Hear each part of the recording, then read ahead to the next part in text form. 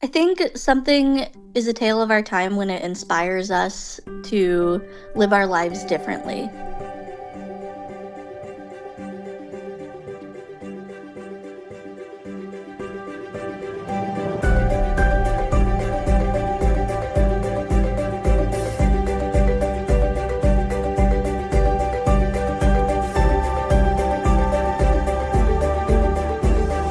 Hello, everyone, and welcome to Tales of Our Times. This is a show where we discuss the stories that move us, what makes them so meaningful, and why others could or should find meaning in them as well. This is not a spoiler-free show, so bear that in mind as you continue to listen. We tackle movies, books, podcasts, and more.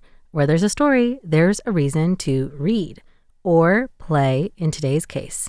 I'm your host, Amanda Stevens, and today we're bringing you a very special episode that I recorded through the phone with a very good friend of mine who's currently living in the Netherlands.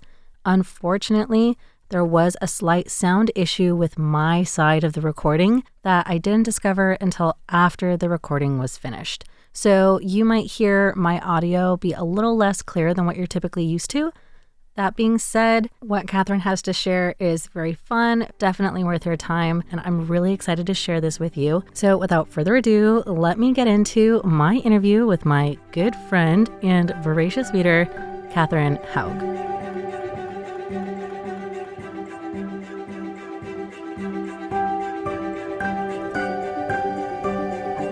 Amanda Stevens. And joining me today is a very special guest and childhood friend of mine from all the way on the other side of the world in the Netherlands, Kathyrn Houg. Hi, thanks for having me on the podcast. It's so fun to catch up. Yeah. And we've known each other since we were 8 years old. Now we're both in different countries, different time zones. And yeah, you're working. I have a kid. It's crazy. Totally different reflection for like where we are in our lives. It's going to be a lot of fun to talk about the story you've brought today in retrospect for that. But before that, is there anything that you would like to say to introduce yourself? Let's see, I'm Kathryn. I grew up with Amanda in the US, and she actually introduced me to this story. Should we jump in? I could. Well, wait, you do have a book talk now as well, because you are As one of you the know. most voracious readers I think I've ever encountered. Full Well, stop. I used to bring a book to your sleepovers. And then, oh my gosh, remember when we went to the Harry Potter midnight release It was parties? so fun. And then we would come home and try to read as much as Just we could before read we the fell book asleep. immediately. Yeah. Yeah. I've always been a big reader. At the height of my reading, I was reading about 120 books a year, so about 3 books a week. And I decided to start this Bookstagram, so my book account on Instagram, not actually TikTok. Yeah. But it was really a way for me to connect during the pandemic and being isolated in a different country. And I was just reading so much because my Dutch language proficiency wasn't very high yet, and I wanted something comforting. So I was reading a lot in English, which I could do on my Kindle thanks to the Libby app. I could borrow books in English on my Kindle.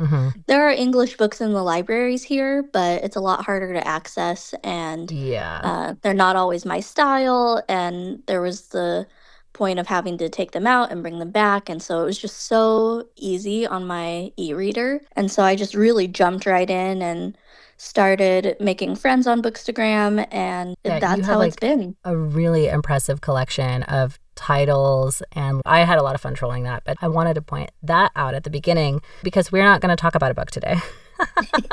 What story have you brought for us today? I brought the Joan of Arc campaign from Age of Empires 2 Definitive Edition, a computer game. A computer game from like the early 2000s, late 90s.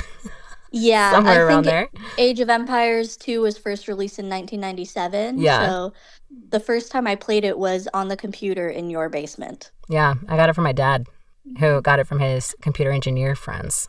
That's right. And we were in And second grade. yeah, we were in second grade. And the best part was that you had 2 computers downstairs. So we could each be on one computer and we could play peer to We peer. could have like a LAN party, essentially. Yeah. Yeah, we had a LAN party. My parents loved it. They knew exactly where we were. They knew exactly where we were. What are we They up knew to? that we were safe. Yeah. Yeah. Just like We were just building learning about farms. history, building farms. I didn't realize that it had become like an actual online playing game later. Mm-hmm. And so I joined Steam, and that's where it took off, and I'm still playing now. Yeah. So normally I would ask, like, do you think that there's anything that you should know about this game or about this story ahead of time? I feel like you just supplied a lot of that information. I will say up front that this game at first doesn't really seem to have a lot of stories to it, but it sort of depends on how you play the game. A lot of, at least my, and I think your formative experience was through these campaigns, which were like a story within the game. And it would take you through these historical conquests by great leaders like Joan of Arc and Saladin and William Wallace. Thank you, William Wallace. And although these are based on historical events, the story would always be presented in a historical fiction style from the standpoint or viewpoint of somebody else who was there to witness it, which is where your story today comes in. I have to thank one of our early heroes from this game. When the hero pops in, it's like a cameo. It's exciting. Right. The celebrity guest in the middle of the story. But what I really also like about it is it treads the line between telling a really good story and also teaching you how to play the game. I replayed the Joan of Arc campaign in preparation for this, and I was having to go on like my knowledge now, having spent how many hundreds of hours in this game to win the campaign, and I kept forgetting to protect Joan. The most, she died the a few like times. Key element, but it's really hard. It's surprisingly difficult. Yeah, I think as kids we never really finished the campaigns because it was just too hard for us. I think there's like, well, I'll ask you in a second. I know I never made it past like the third or fourth stage, but I always tried. I really wanted to know what happened to her. It drove me to learn a lot. It was disappointing. Oh, I almost gave up at the fourth stage and almost didn't even do the fifth one. Yeah, it's rough. But hey, let's give some context to what we're talking about. So, Kathryn, can you give us a summary of the Joan of Arc campaign? Yeah, but also, you might know the name Joan of Arc, but she was a teenage peasant girl in France, and she claimed to hear divine voices telling her to save her country during the 100 Years' War between France and England. And she pretty much led the French army and gained morale. We all know that she was executed. Yeah. She was burned at the stake for heresy. Real world events. Yeah, I mean, 15th century, so spoiler alert, she died. And 22 years later, France won the fight. So historians attribute her contribution to the war and France's victory. Yeah. I mean, so far as I know, like in actual history, she was like very influential, like at least for like the public opinion part, but also sort of as like a unifying hero, which is like really key, especially now that I'm covering news, like really key in a lot of these big social movements, including the 100 Years' War in France. And, you know, as I was thinking about her and thinking about how she was 17, she was 19 when she was executed. Oh, yeah. I'm like, oh my gosh, think about like Greta Thunberg, like leading an army, which she's pretty much tried to do sometimes. Right, but, you can kind of see it. You know, just like this teenage girl being a political figure against all of these usually old men, how they just criticize her and they take her down and try to sully her name, and they did exactly the same thing with Joan. So how does the campaign in the game kind of follow events? So it starts with escorting Joan to, oh no, I can't remember the name.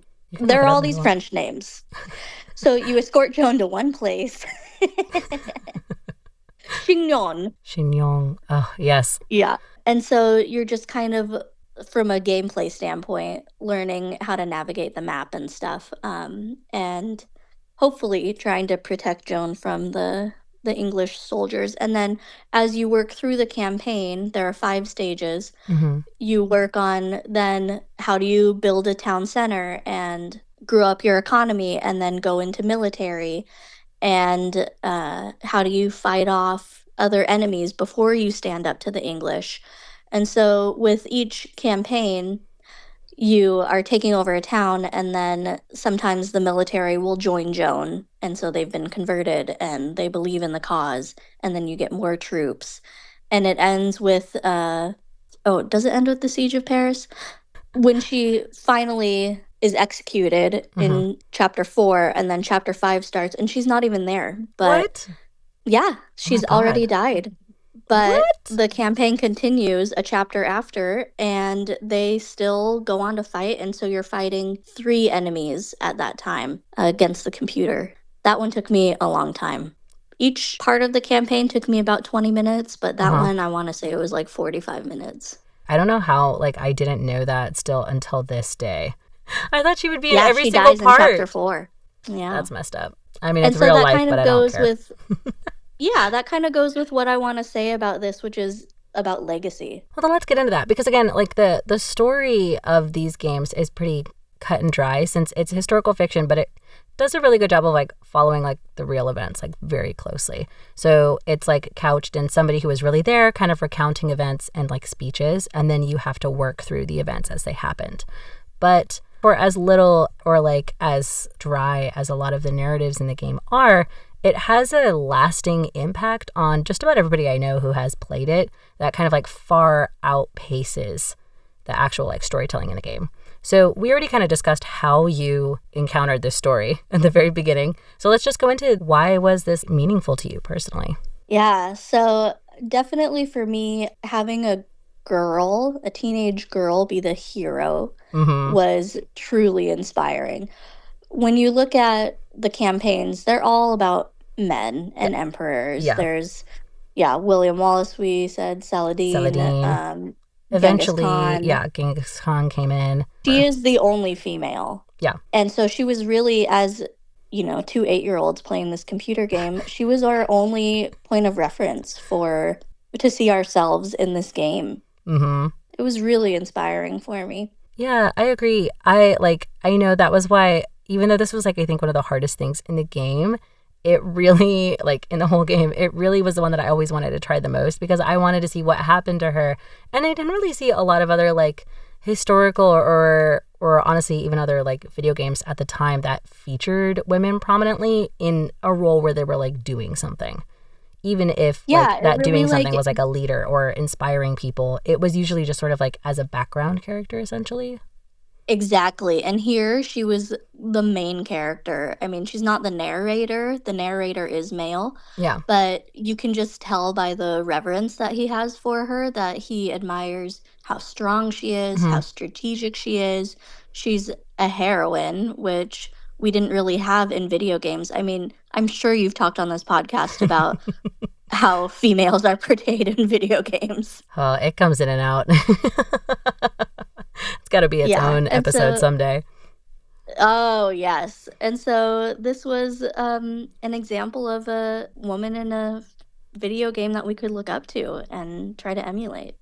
Yeah, and I think I know it really did it also did really inspire me to kind of like look at the actual history. I knew that I was learning like real history, but it did make me kind of want to look into more of like other women who had done things important because it just had never really popped up on my radar until I was like actually seeing it and then realizing that like, oh yeah, this is the only one. Well, that can't be true.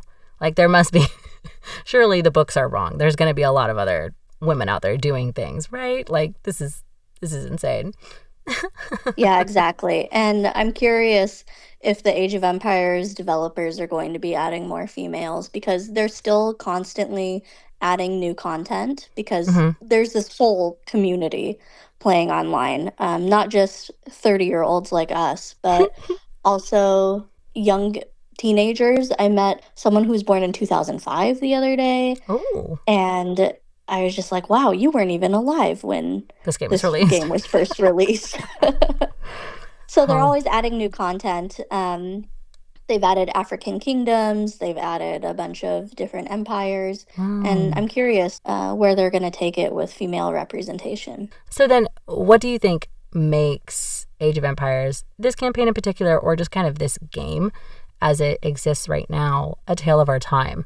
Or another way to say that might be, what meaning do you think that others could find in it as well? So when I was playing this through again this week, what really hit me was the legacy of Joan. So, like I said, in the last chapter, she's not even there. She has already been executed. Mm-hmm. But everybody has been so filled with her belief and her strength that they go on to win the war. So I was thinking, what is left after we are gone? That's what's Mm-hmm. touching me about this story. How do we continue to inspire people? And how are you inspired to live your life differently after reading or experiencing one of these tales? Mm-hmm. Yeah, well, like you said at the very beginning, sort of like what inspires you to live differently or even change your ways. Because that is like a really big theme through the story, as much as it is like to facilitate you playing the game. Like a lot of the dialogue, if not all the dialogue, is sort of people being inspired to do better generally, even if that means like to hold out hope that like the war won't last forever, if that means to like offer shelter or to like donate supplies or even join the fight themselves. It's a really strong theme throughout of, you know what, I see that you're out here doing this, and if you can do this, then I can do this too. Yeah, What excuse exactly. do I have? Like I should be contributing to this. And that Yeah. actually does come across, I feel like, very powerfully throughout that whole kind of campaign, even though I think maybe even because you're not from Joan's point of view, that sort of makes it come across in a stronger way. Yeah, I was thinking, how would the campaign be different if we were hearing everything from Joan's point of view? And honestly, I think they wanted it to be more accessible, so they made it from Mm, a male narrator. yeah.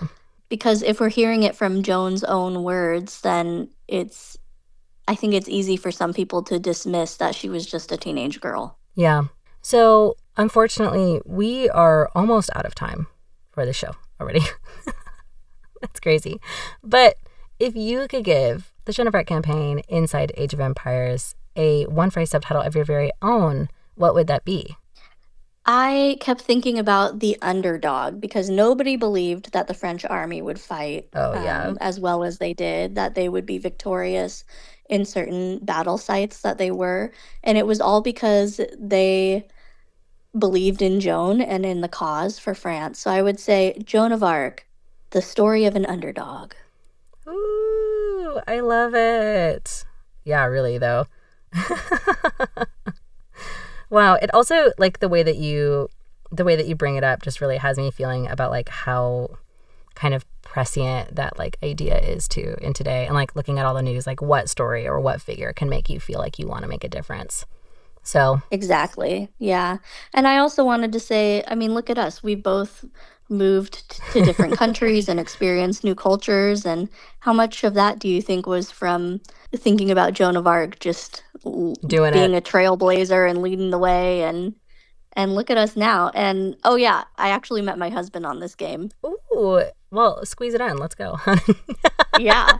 So I was playing on Steam Yeah. and I ended up meeting this guy from Sweden and he invited me to join his party, his lobby. And my husband Eric was in there. So we started talking and then playing the game together Yeah. and writing letters and calling. And then, yeah, 8 years later, I'm in the Netherlands living with him and we have a kid.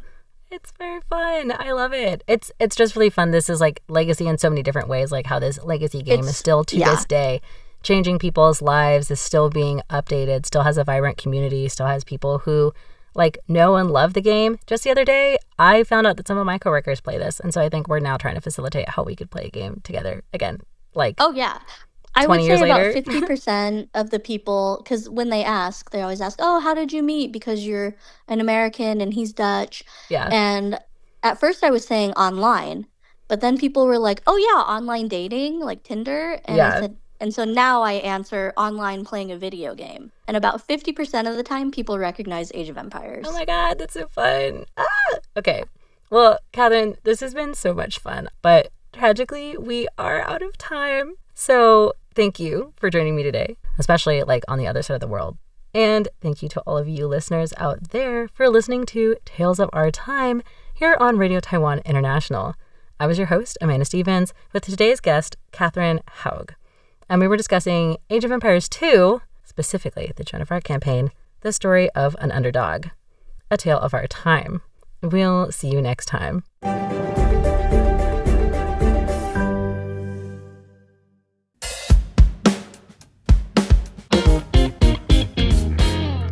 Apple Podcast, Google Podcast, SoundOn Podcast, Spotify, you name it, we're on it. You can find selected shows produced by RTI's English team on different streaming services. All you have to do is search for the show or type RTI. Find an episode you find interesting, hit play, and you'll learn more about Taiwan and its people.